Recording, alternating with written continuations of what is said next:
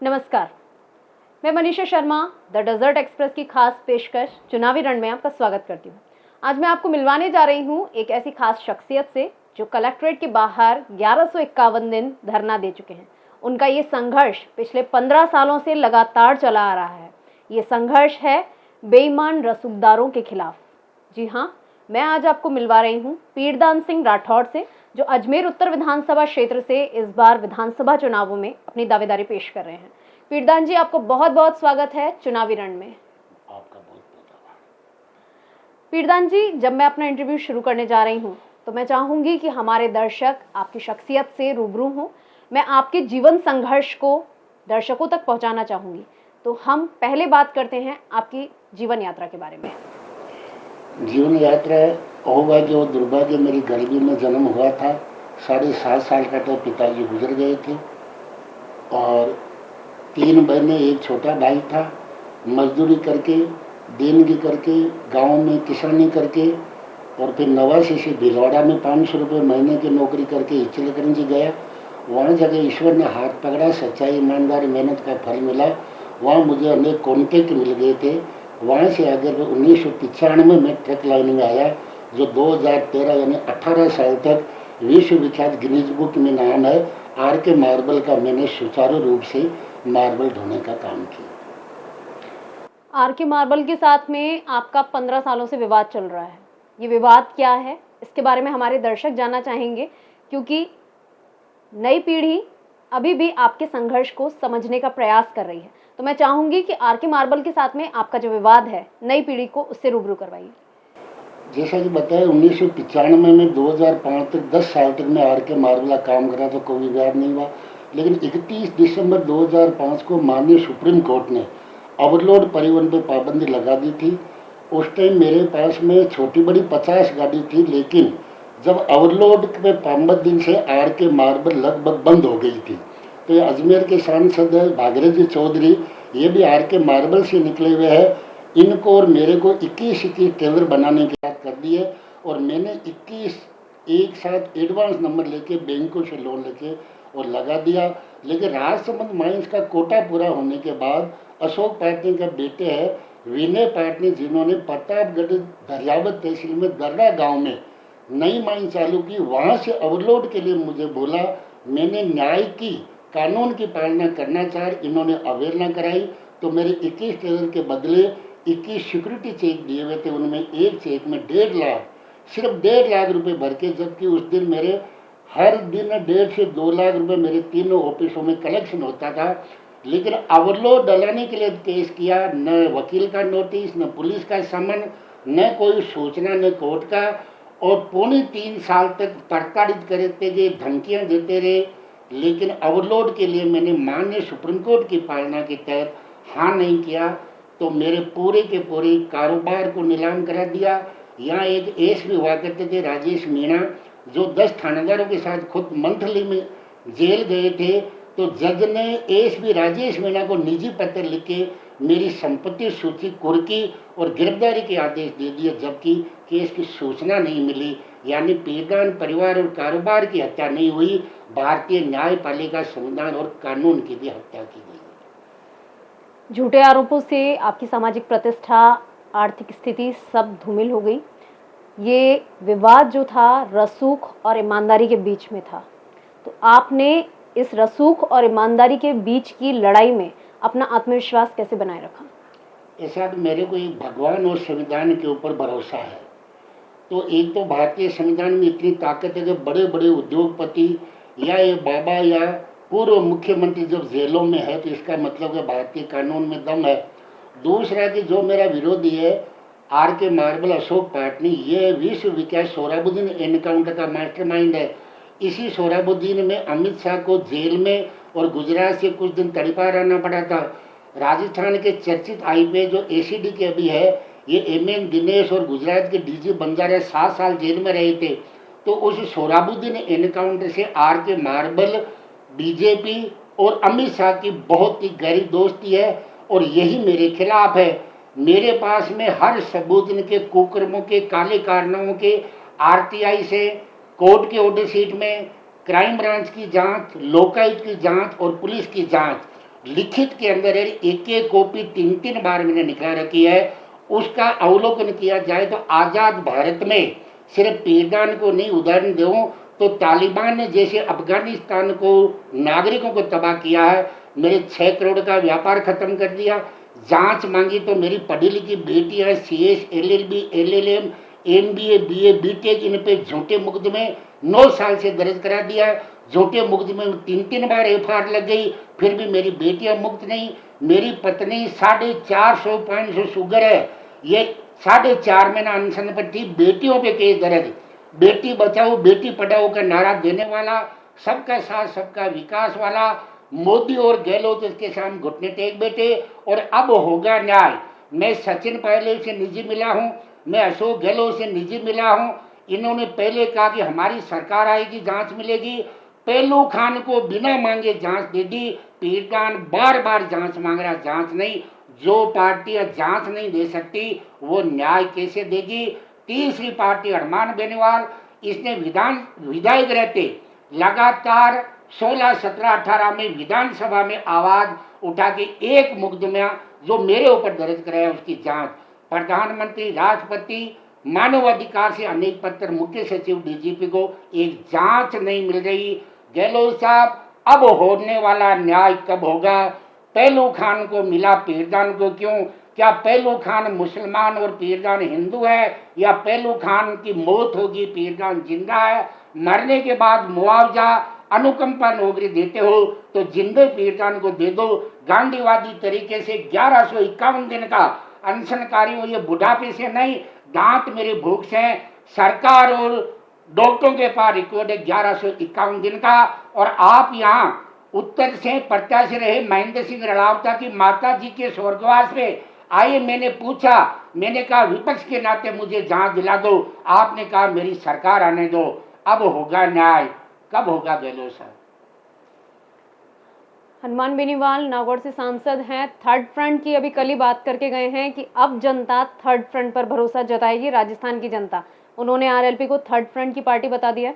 आपने कांग्रेस और BJP इन दोनों को साथी बताया है और अब थर्ड फ्रंट भी आपके निशाने पर है, आपने उन्हें भी गुनहगार बताया। तो आपको लगता है कि ये तीनों मिलकर भी आपकी जो ईमानदारी का सफर है, जो आपका संघर्ष है, इसको कमजोर बना पाएंगे? देखो, बेनीवाल के लिए पहला शब्द ये है कि बेनीवाल जो बोलता वो करता नहीं, जो नहीं बोलता वो करता है। वो कभी गप्पू पप्पू यानी राहुल और मोदी को गप्पू पप्पू कहता है, उसी पप्पू से गप्पू से दोनों से गठबंधन है।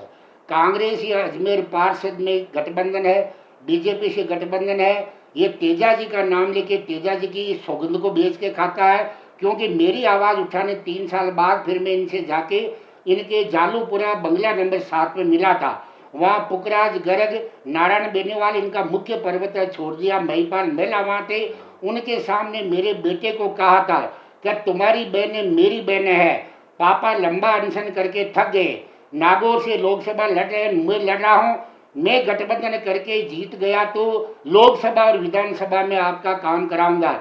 लेकिन जो दारिया एनकाउंटर की पीठ पे चढ़ के राजेंद्र राठौड़ पे वार करता था कि इस विधानसभा में नहीं घुसने दूंगा, उसी राजेंद्र राठौड़ से गठबंधन करके सिर्फ और सिर्फ RK मार्बल के खिलाफ पीरदान की आवाज न उठा पाए, इसलिए BJP से गठबंधन करके खुद सांसद बन गया, भाई को विधायक बना दिया।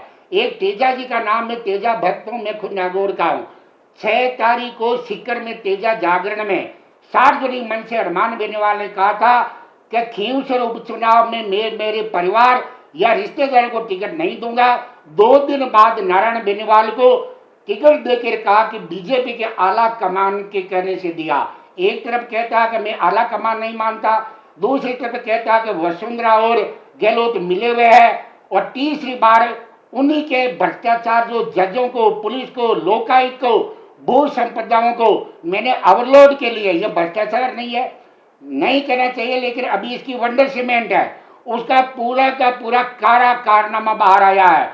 हजारों करोड़ की संपत्तियों को लूट रखा है। मेरे पास 20,000 करोड़ के लूट के कागज और सबूत है। मैंने दिल्ली, जयपुर के अंदर वो दिए, तब 23/9/2015 को इसके ऊपर इनकम टैक्स छापे गिरे थे। जहां मैंने 100 करोड़ बताया वहां 201 करोड़ पकड़ा गया। यानी कि मेरी सरकारें मानती है, अधिकारी मानते हैं, लेकिन जब ये हुआ तो इसके वंडर सीमेंट को 5000 करोड़ का कोल ब्लॉक केंद्रीय नियमों को ताक पे रख के दिया है। उसकी हाईकोर्ट ने सीबीआई जांच के कागज मांगे, सरकार ने नहीं दिया। राज्यपाल ने लोकायुक्त जांच करवाई, उसके अंदर भी नहीं मान रहे। जो 5000 करोड़ धन सप्ताह लूटता है तो बेनीवाल, गहलोत, वसुंधरा को 100 500 करोड़ देके वो तो नफे के अंदर है। यानी सबसे बड़ा राजस्थान का लुटेरा, भ्रष्टाचारी, संविधान, कानून और मानवता का हत्यारा, अशोक पार्टी को बचाने वाले गहलोत, वसुंधरा, हनुमान बेनीवाल है। तीनों से मैं निजी मिला हुआ हूँ। हनुमान बेनीवाल जो हैं, इन्होंने अब जो कल अजमेर में सभा की है, इसमें इन्होंने दावा किया है कि आरएलपी ने अन्य जो दल हैं जो कांग्रेस और बीजेपी से नहीं जुड़े हुए हैं उनके साथ गठबंधन के रास्ते खुले रखे हैं। लेकिन आप कह रहे हैं कि कांग्रेस और बीजेपी दोनों से मिले हुए हैं। तो आपको क्या लगता है कि जो अब हनुमान बेनीवाल ने दावा कर दिया है कि कांग्रेस और बीजेपी के साथ में गठबंधन नहीं करेंगे, अन्य दलों को आमंत्रित किया है लेकिन इनके साथ में गठबंधन नहीं करेंगे, क्या लगता है कि कितना सही है, ये सच है? ये मैं आपको कन्फर्म कह रहा हूँ सूत्रों से, लेकिन कन्फर्म है। ये बीजेपी से गठबंधन करने के लिए पूरा प्रयास कर रहा है, लेकिन बीजेपी घास नहीं डाल रही। कांग्रेस से ये खुद करा है, लेकिन इसने हनुमान बेनीवाल ने अपने पिता रामदेव बेनीवाल को मरते समय अस्पताल में वचन दिया था कि मैं कांग्रेस से गठबंधन नहीं करूंगा, जबकि यह अजमेर में एक पार्षद में कर चुका। बीजेपी के लिए कह रहा था, ओसिया में जो प्रधान है उसको बीजेपी को समर्थन इसने दे रखा है, खुद का भाई, खुद के प्रधान। यानी कि इसकी एक भी बात सही नहीं। अब मैं अजमेर की बात सुनो। अजमेर शहर अध्यक्ष आशीष सोनी जो 3 साल तक मेरे अनशन पे था, आखिर में 8 दिन तक मेरे साथ में अनशन पर था, उसने यहां मेरी पूरी जानकारी लेके और कहा कि ये अनशन झूठा कर रहा है, ये बेटियों को बर्बाद कर रहा है। अनेक आरोप लगा के लिखित में कहा कि पीड़ित का काला मुंह करूंगा, पोल खोलूंगा। काला मुंह और पोल में लिखा कि एसी में रहता है, बीड़ी पीता है। जब चुनाव आए थे, इनकी धर्मपत्नी चुनाव लड़ी थी, मैंने कहा कि तेरी जमानत जब्त कराऊंगा, सिर्फ 38 वोट मिले थे। अब मैंने कह रखा कि अजमेर में बोतल वाली की जमानत जब्त होगी, वो होगी। 200 सीट का सपना देख रहा है। गठबंधन के लिए बसपा को यह कह रहा है। जब पार्टी बनाई थी तो घनश्याम तिवारी इनके मंच पे थे, जयंत चौटाला इनके मंच पे थे, अनेक पार्टियां थी, वो नजदीक नहीं आई, भग गई। इसकी मुख्य वजह क्या है कि इस इंसान को बोलने की तमीज नहीं है। मातृशक्ति बहन बेटियों, वसुंधरा राजे जी को भद्दे शब्दों में, ज्योति मिर्धा को भद्दे शब्दों में, मंजू मेघवाल को भद्दे शब्दों में, दिव्या मदेरणा को भद्दे। क्या यही किसान जवान है? यही आपका चुनावी फंडा है कि बहन बेटी माता बहनाओं का चरित्र हनन करके और आप सरकार बनाना चाहते हैं? इसलिए इसके नजदीक कोई भी पार्टी नहीं आएगी, अकेली चुनाव लड़ेगी। खेऊ सर जीत जाए तो जीत जाए, वरना अभी 3 है, वो 1 है और लोकसभा में वापिस इसकी जमानत जब्त होना तय है। हनुमान बेनीवाल पीरदान को जानता है। नारायण बेनीवाल 15 दिन पहले भीलवाड़ा में मेरी नाम की रोल्टी खा रहा था। हनुमान बेनीवाल 3 साल आवाज उठा के जांच नहीं दिलाई, खुद गठबंधन कर लिया। और हनुमान बेनीवाल मेरे गांव हरनामा विश्वविख्यात रानाबाई जी का है, वहां वचन दे के आया पीरदान के साथ हूं। वहां कह आया मैं अजमेर पीरदान, या हर हफ्ते, हर 1 महीने 2 महीने में आता है, कभी आके राम राम ही कर लेता तो भी मैं मान लेता। इसका जिला अध्यक्ष धर्मेंद्र रावत वो मेरे साथ था पहले, लेकिन अब विरोध है। आशीष सोनी साथ था, वो विरोध है। और मेरे ऊपर आरोप लगा रहे हैं कि ये पागल है, लोभ लालच ब्लैकमेल करता है। बेनीवाल मेरा नाम कानून पाल है, नागौर की मिट्टी का मैं हूं। मैंने ऐलान किया था कि 2 लाख से जिता के, और कालवी गोगा मेरी सभी जाट राजपूत संगठन टायर पंचर के कह रहे थे। 4 मई 2019 अम्मा उसको लाइव आके कहा था कि बेनीवाल तेरे टायर में हवा पीरदान भर के लोकसभा पहुंचाएगा, तेरी जिंदगी में नहीं पहुंच सकता। ये तपस्वी अनशनकारी 1100 के दिन आत्मा की दुआ तेरे को मिली थी, तब तो विधानसभा लोकसभा देख पाया था। हनुमान बेनीवाल ने जो आपको समर्थन देने का, आपका सपोर्ट करने का, आपका साथ देने का जो वादा किया था, तो मतलब आपको लगता है वो सिर्फ और सिर्फ चुनाव जीतने के लिए क्या था? उनकी कोई मंशा नहीं थी आपके इस ईमानदारी के सफर में आपका साथ देने की? कतई नहीं थी। वो गठबंधन के लिए आर के मार्बल से चंदा प्राप्त करने के लिए, गठबंधन के एक एक सबूत मेरे पास है। चंदा की तो मैं कह नहीं सकता कि क्यों आरटीआई वगैरह से मिलते नहीं है, लेकिन मैं कहता हूं कि हनुमान बेनीवाल वसुंधरा और गहलोत से ज्यादा झूठ बोलने वाला है। 5 साल हो गए वसुंधरा का बंगला खाली कराऊंगा। मतलब ये चुनावी प्रक्रिया है क्या कहीं आम जन की? मेरे लिए या अजमेर के लोगों ने मेल किया, मेरे लिए इसके मुख्य प्रवक्ता महिपाल मेला ने दिल्ली जाके कहा, मेरा धर्म भाई है डीडवाना खियाराम जाट, उसकी पुत्री ने अपने हाथ से लाल खून से पत्र लिख के दिया कि मेरे काका की बेटियों पे केस दर्ज। मेरा बेटा भवानी नागौर जाके देख कर आया, डाक के द्वारा भेजा। हमने कहा कि यदि गठबंधन अमित शाह से है तो राज्य सरकार को एक पत्र लेटर लिखे और मेरे बच्चियों के ऊपर जो केस दर्ज है इनकी निष्पक्ष जांच करवा के दोषी है जेल में डाल दो और निर्दोष से मुक्त कर दो। उसके लिए हनुमान बेनीवाल पत्र नहीं लिख रहा। इसे साबित हो रहा है कि आर के मार्बल की वजह से गहलोत और वसुंधरा का गठबंधन में ये तीसरा भी शामिल है। देखिए, अभी अभी आपने कहा कि हनुमान बेनीवाल वसुंधरा राजे सिंधिया और अशोक गहलोत से भी ज्यादा बड़े झूठे हैं, तो आपका ये बयान उनकी चुनावी यात्रा के रथ को पंचर कर सकता है, आपको ऐसा लगता है? मैं दावे से कहता हूं कि यदि इसका किसी प्रकार का गठबंधन नहीं हुआ तो हनुमान बेनीवाल तारीख याद कर लेना 9/9/2023 है। विधानसभा के अंदर 0 या 1 से आगे नहीं बढ़ने दूंगा और 2024 में लोकसभा चुनाव तेरे सामने लड़के जमानत जब्त कराने का रघुकुली वचन देता है। अजमेर में तेरे कैंडिडेटों का जमानत जब्त कराऊंगा। ये पीरदान उप कानून पाल 1151 दिन का अंत्याग अनशनकारी ऐलान कर रहा है। देखिए, आपने ऐलान कर दिया है, बिगुल बजा दिया है इस जंग का, तो अब मैं आपसे पूछना चाहूंगी, जब आपने चुनावों के समय में अजमेर उत्तर विधानसभा क्षेत्र से दावेदारी प्रस्तुत की है, तो आपका रुझान किस पार्टी की तरफ ज्यादा है? किस पार्टी से आप चुनाव लड़ना चाहेंगे या आप निर्दलीय के तौर पर अपनी दावेदारी पेश करेंगे? मैं चुनाव निर्दलीय लड़ा था, निर्दलीय लड़ूंगा। मैं चुनाव जीतने की मैं नहीं कहता, लेकिन मैं हराने का दावा करता हूं और किसको हराना है वो मैं मीडिया चैनल पे कहता हूं।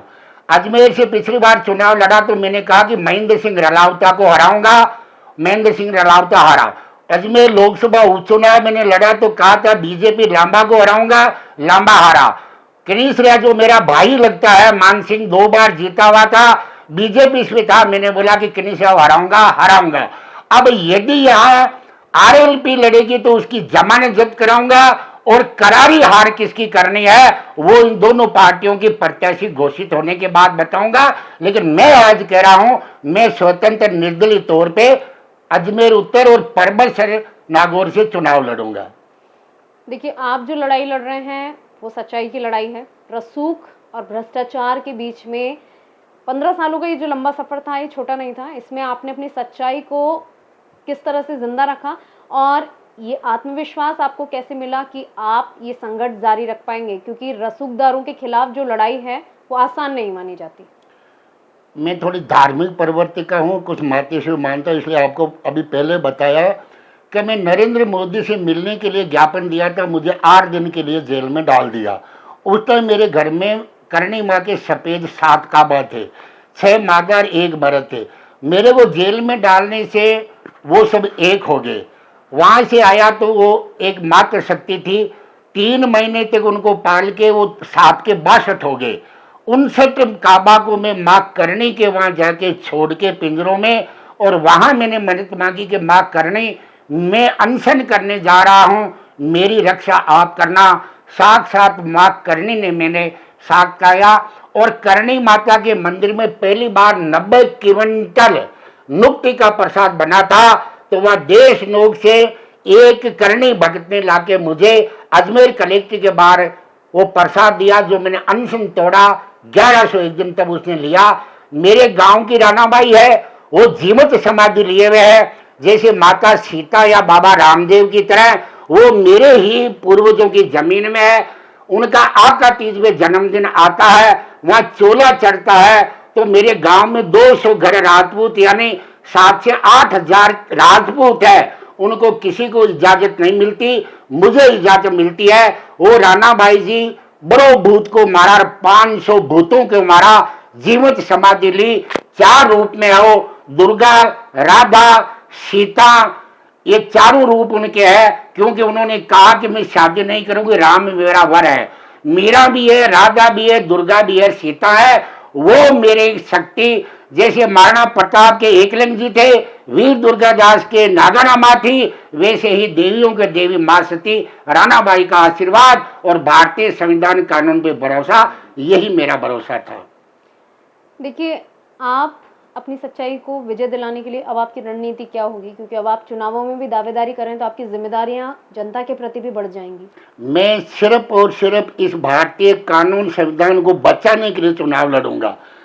पहली बात, मुझे जीतने का न तो उम्मीद है न ख्वाब देखता, यदि जीत गया तो अजमेर की जनता से एक आज आपकी चैनल से वादा करता हूं कि आपको हर दिन 3 घंटे या तो जिला कलेक्टर या आना सागर चौपाटी पे आपका चुनाव आपका सेवक उपलब्ध रहेगा, पीड़ितों को ढूंढने की जरूरत नहीं रहेगी।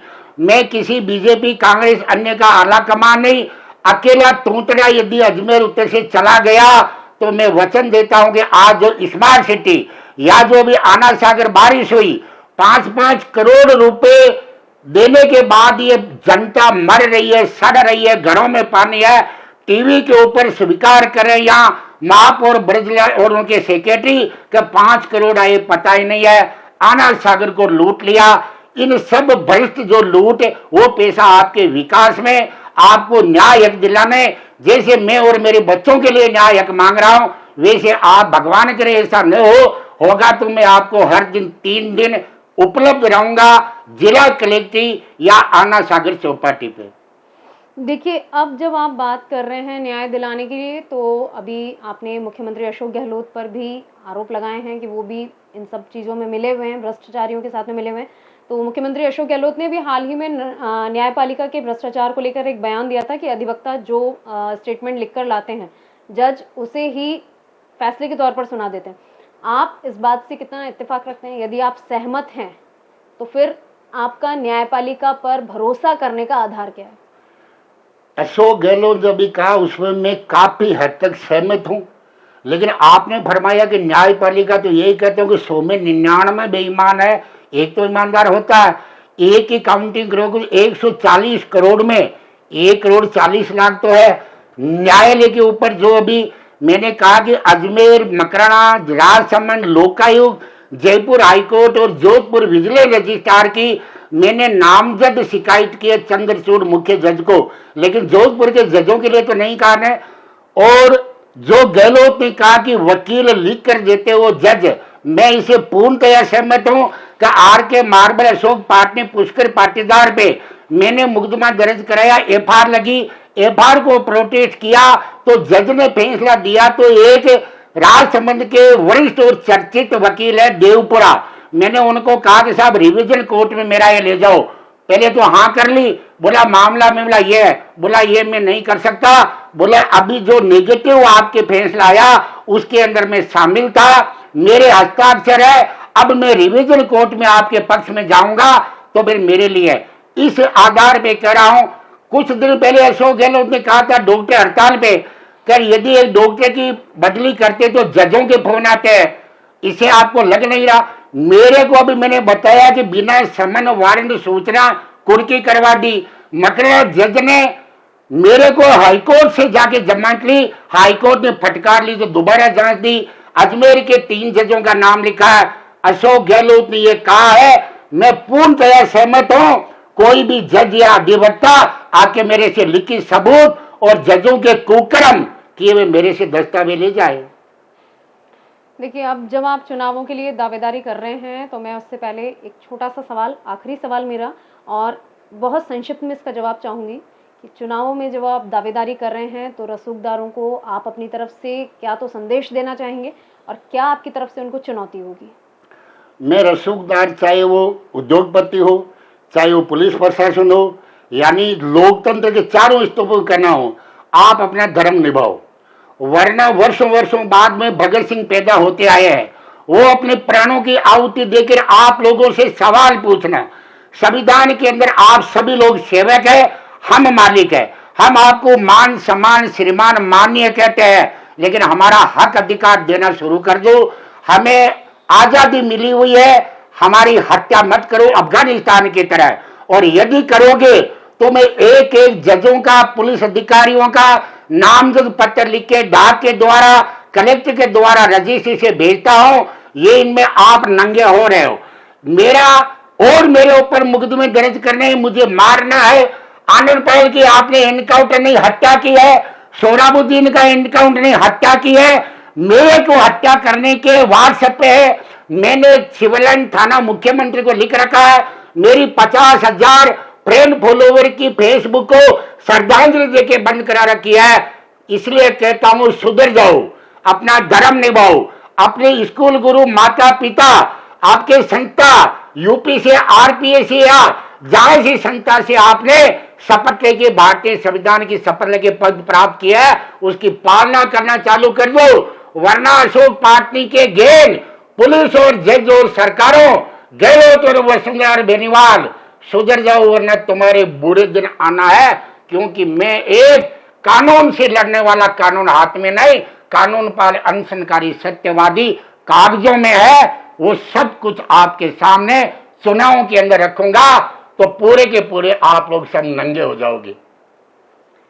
ये थी खास मुलाकात पीरदान सिंह राठौड़ के साथ, जिन्होंने अपनी हर एक बात का सबूत अपने पास होने की बात कही है, जिनका कहना है कि भगत सिंह वर्षों में पैदा होते हैं, इसीलिए भ्रष्टाचारियों को सुधर जाना चाहिए। ये खुली चेतावनी भी है और संदेश भी है पीरदान सिंह राठौड़ की तरफ से, जिन्होंने 1151 दिन जिला कलेक्ट्रेट के बाहर बैठकर अनशन किया है।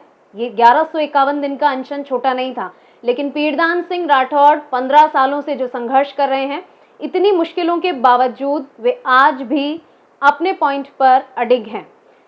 ये खास मुलाकात थी पीरदान सिंह राठौड़ के साथ। मैं Manisha Sharma, the Desert Express के साथ।